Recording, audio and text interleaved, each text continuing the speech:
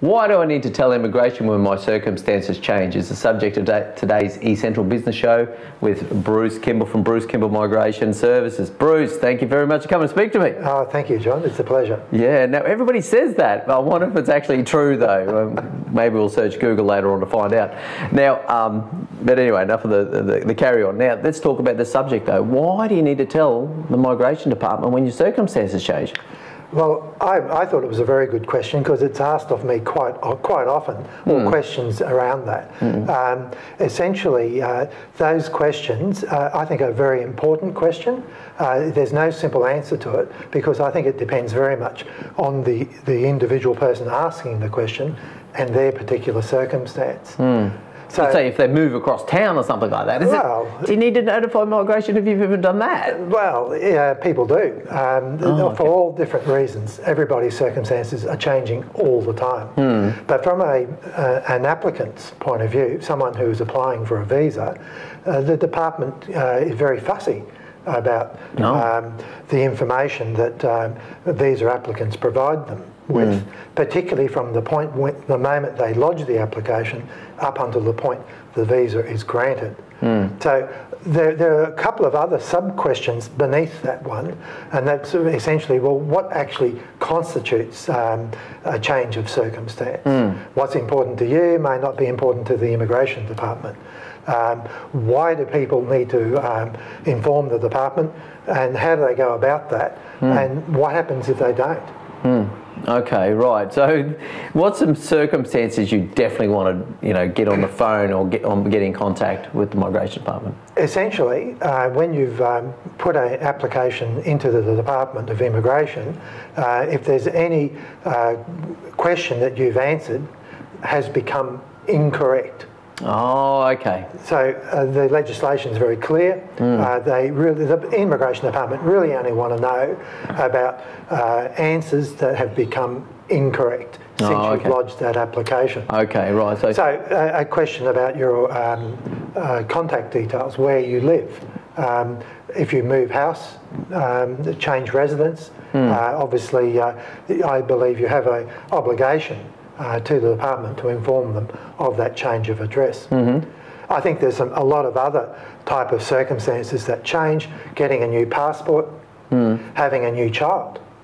Oh, okay. Or even having a new spouse or wife. They are obviously critically important. So when the person has lodged the application and they've ticked the box that their marital status is single, that circumstance has now changed, where they're now married. And I would say the Immigration Department would be particularly interested in that piece of information. Now, if it's a work-related visa that they're pursuing, then obviously the big deal is that what's going to happen if they get obviously if they're going to change jobs and it's a job-related visa, that's going to definitely be something they need to talk to the immigration. How about if it's just a change in the job role or the job title? Well, they are all very, there are quite legislated limitations. You just cannot easily move from one occupation to another, and you're at risk of having a visa. If you actually have been granted a visa, you're at risk of having that visa cancelled if the department becomes aware that you've changed your occupation, that you've changed your employer. Yeah. If you've lodged an application and you change the occupation that you've applied for is different from the one that you're actually doing, you're at risk then of having your visa refused. Yeah. Okay, and the other thing that sort of comes out of that too is like, what happens if you're in a situation where you've it's a regional based one. Obviously, and that's the thing, and then obviously you move into the city or something, or change location. That's going to once again be an absolute no-brainer. You've got to disclose that thing. Absolutely, and this is where I'm coming from, that visa applicants need to understand the importance of those questions.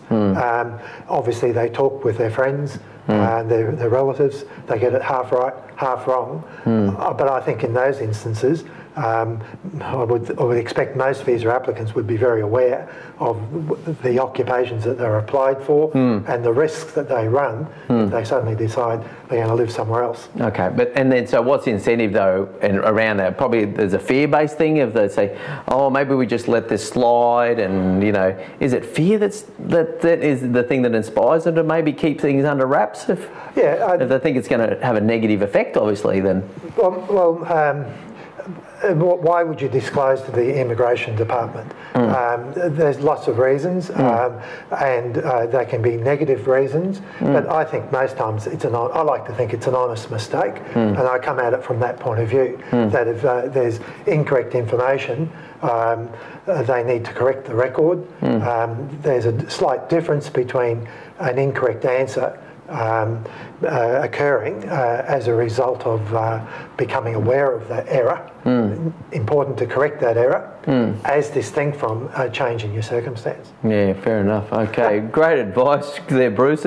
But obviously disclosure is probably the best. Absolutely. Fundamentally, the outcome of this is disclosure is going to keep you in a clear space. It's my experience that the department would much prefer that you fess up rather than not disclose. And I've got examples where the department has exercised a bit more leniency towards someone who has, in fact, fessed up to something. Yeah, no, that's certainly part of the Australian way almost. Okay, Bruce Kimball, how do people get in contact with you? I think the best way of contacting me is do a Google search. Try and search for Bruce Kimball Migration, and you'll probably come up with my website.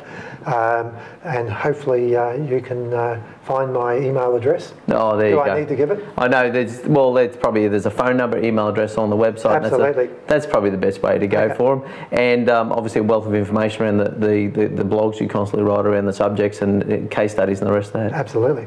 Bruce, thank you very much for coming on the show. Stick around. I'd like to talk to you some more if you don't mind. Thanks, John. Okay, great. Bruce Kimball on the eCentral Business Show. We'll speak to you next time. Thank you very much for watching another episode of the eCentral Business Show.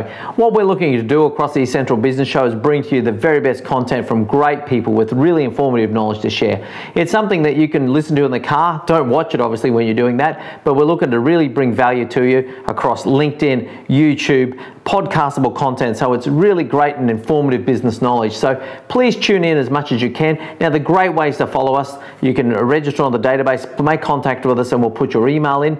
We're going to tell you each month what great videos will come out and just give you a curated version through the eCentral magazine, where we're going to send you the most popular videos for the month. The other thing we can do is obviously invite you to connect with us on LinkedIn, linked up with myself, John Naylor. And the other thing, of course, is look up John Naylor on YouTube and subscribe to our channel there.